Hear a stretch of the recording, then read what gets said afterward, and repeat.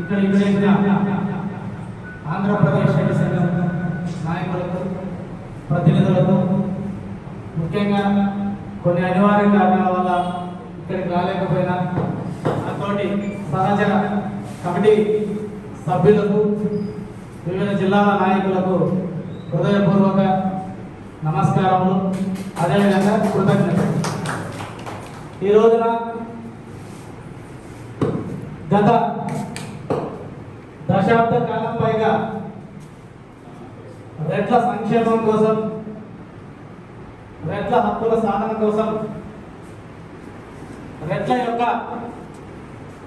భవిష్యత్తును ఏ విధంగా ఉంది అని ఆలోచించే విధంగా, పేదల కష్టాలను ప్రభుత్వాలకు తెలిసే విధంగా ఎన్నో కార్యక్రమాలను నిర్వహించడం జరిగింది. ఆ విధంగా నిర్వహిస్తున్న కాలంలో మనకంటూ ఆంధ్రప్రదేశ్లో ఒక సంస్థ ఉండాలా, ఈ సంస్థ ద్వారా రెడ్లందరికీ కూడా భరోసా ఇవ్వాలా, ప్రభుత్వం ద్వారా న్యాయం జరగాలంటే, మంచి జరగాలంటే ఈ సంఘం అనేది ముందుకెళ్ళాలి అని ఒక ఆలోచన చేసి ఆంధ్రప్రదేశ్ రెడ్డి సంఘాన్ని ఏర్పాటు చేయడం జరిగింది. ఈ ఆంధ్రప్రదేశ్ రెడ్డి సంఘం వ్యవస్థాపక అధ్యక్షులుగా ఉన్న నేను దాదాపుగా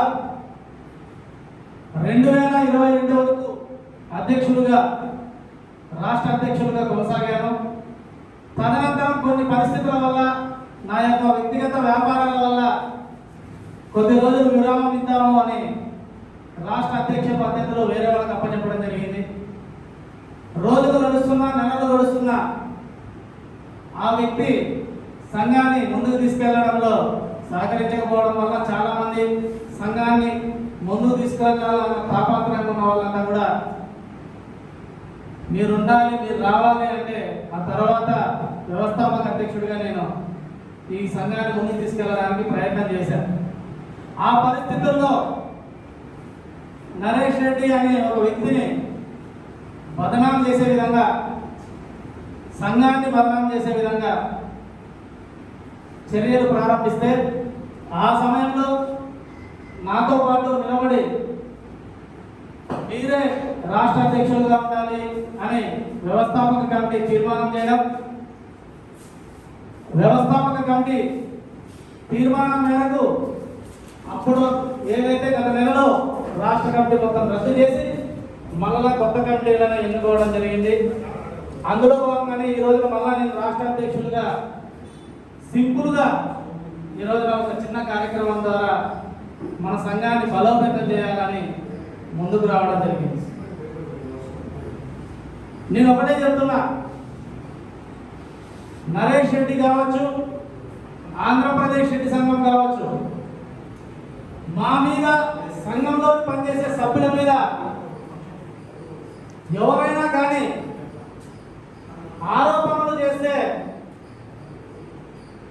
మీ స్వార్థం కోసం, మీ వ్యక్తిగతం కోసం ఒక 10 రూపాయలు మీరు సంపాదించుకోవచ్చు, అంతేగాని రెడ్ల సంక్షేమం కోసం కానీ, హక్కుల కోసం కానీ నిరంతరం కృషి చేసే వ్యక్తి ఎవరైనా ఉన్నారంటే అది నేను గుండె మీద చేసుకొని చెప్తాను. నా జీవితకాలం నేను ఎల్లప్పుడూ కూడా ప్రతి రెడ్డికి తోడుగా ఉండేందుకే పనిచేస్తాను, కానీ ఎక్కడా కూడా అవినీతికి కానీ, లేదంటే ఎవడో బెదిరిస్తే బెదిరిపోయేదానికి కానీ నేను భయపడను. నీతి, నిజాయితీ, నిబద్ధత కలిగిన రెడ్డి జాతిలో పుట్టిన వాడిని నేను. కాబట్టి నా మీద చాలా మంది అలిగేషన్ చేస్తున్నారు.